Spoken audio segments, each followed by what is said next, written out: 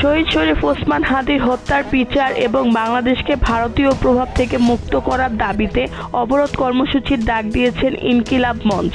28শে December দেশের 8টি বিভাগীয় শহরে একযোগে অবরোধ চলবে। 27শে ডিসেম্বর রাত 11:30টায় শাহবাগে চলমান অবস্থান কর্মসূচি থেকে এই ঘোষণা দেন সংগঠনটির সদস্য সচিব আব্দুল্লাহ আল জাবের। তিনি জানান, 28শে ডিসেম্বর 2টা থেকে 8টি বিভাগীয় শহরে একযোগে অবরোধ চলবে। শাহবাগে উপস্থিত সমর্থকদের উদ্দেশ্য করে তিনি বলেন, যারা আজ এসেছেন তারা যেন আগামীকালও শাহবাগে এসে দাঁড়ান এবং ইনসাফের এই লড়াই চালিয়ে যান। একই সঙ্গে তিনি সতর্ক করে বলেন, কোনো প্ররোচনা বা কারো প্রয়োজনে এই অবরোধ তুলে নেওয়া যাবে না। আব্দুল্লাহ আল জাবের বলেন, এই অবরোধ শুধু হাদীর হত্যার বিচারের জন্য নয়, এটি ভারতীয় কাছ থেকে বাংলাদেশকে মুক্ত করার আন্দোলন। তিনি হুঁশিয়ারি দিয়ে বলেন, হাদীর হত্যার বিচারের দৃশ্যমান পদক্ষেপ না নিলে প্রধান উপদেষ্টা ডক্টর মোহাম্মদ ইউনূসকেও তারা মানবে না।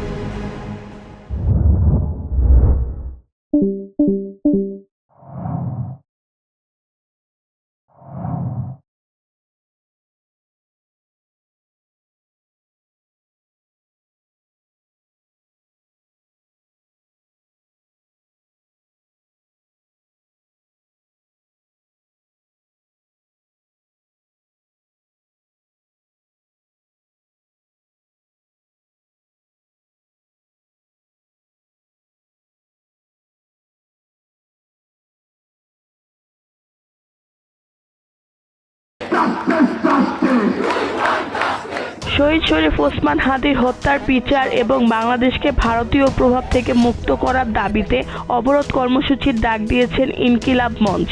28শে ডিসেম্বর দেশের 8টি বিভাগীয় শহরে একযোগে অবরোধ চলবে। 27শে ডিসেম্বর রাত 11:30টায় শাহবাগে চলমান অবস্থান কর্মসূচি থেকে এই ঘোষণা দেন সংগঠনটির সদস্য সচিব আব্দুল্লাহ আল জাবের। তিনি জানান, 28শে ডিসেম্বর 2টা থেকে 8টি বিভাগীয় শহরে একযোগে অবরোধ চলবে। শাহবাগে উপস্থিত সমর্থকদের উদ্দেশ্য করে তিনি বলেন, যারা আজ এসেছেন তারা যেন আগামীকালও শাহবাগে এসে দাঁড়ান এবং ইনসাফের এই লড়াই চালিয়ে যান। একই সঙ্গে তিনি সতর্ক করে বলেন, কোনো প্ররোচনা বা কারো প্রয়োজনে এই অবরোধ তুলে নেওয়া যাবে না। আব্দুল্লাহ আল জাবের বলেন, এই অবরোধ শুধু হাদীর হত্যার বিচারের জন্য নয়, এটি ভারতীয় কাছ থেকে বাংলাদেশকে মুক্ত করার আন্দোলন। তিনি হুঁশিয়ারি দিয়ে বলেন, হাদীর হত্যার বিচারের দৃশ্যমান পদক্ষেপ না নিলে প্রধান উপদেষ্টা ডক্টর মোহাম্মদ ইউনূসকেও তারা মানবে না।